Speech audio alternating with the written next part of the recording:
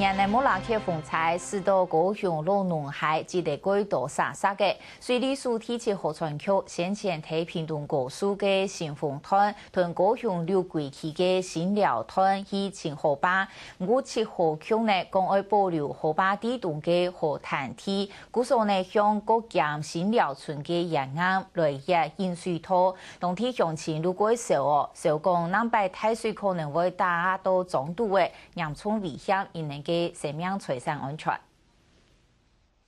为了帮老农海的水流更加顺畅，提前河川区提六龟的新寮滩进行疏浚的工程。但是同头摆疏浚规模相同的是，一摆提前河川区为了避免太水溪总体区的地方来保留的河套中间的泥沙，要做分隔道。不过，按尼沙棚距离岸上无到1公里，有无符合保护的新寮村居民认为，一旦生命财产有可能因为安尼受到威胁。从东过后，你左河时间老龙溪，吼，伊咱嘛呢一开始那偏偏个大中央插头来只个嘛吼，你地无热的啊，那边按新寮里那边个大啊，都是太水的时节，都是你过那边的啊，过新寮里那边啊。上少80米，我甚至甲只个溜较深的吼，乌较深的，这拢是一个办法。也提起河川区为了合法保护老农海200万立方的沙沙，古枪的怪树也做河床间的细沙嘅，再用加湿过大的农地的泥肉来进行肥填。这种做法嘛，帮民众质疑，要透过疏浚强化来采沙沙的可能。也居民嘛同时烦恼，肥填过后的河床将会因为地层结构的改变，有可能造成更大面积的河套破坏。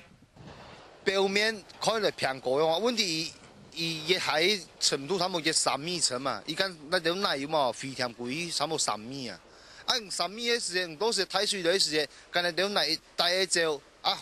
毕竟迄泥上都是要变河啦，夹杂的层嘛，大3米，3米时间都经过咧。你讲上新寮规个新寮状况的啊，老农溪是安尼流落来啦吼，伊水来到这就断完啊。理论上啦吼，恁这是土案啦，伊绝对会逾期的啦，伊要安尼几率其实是介少。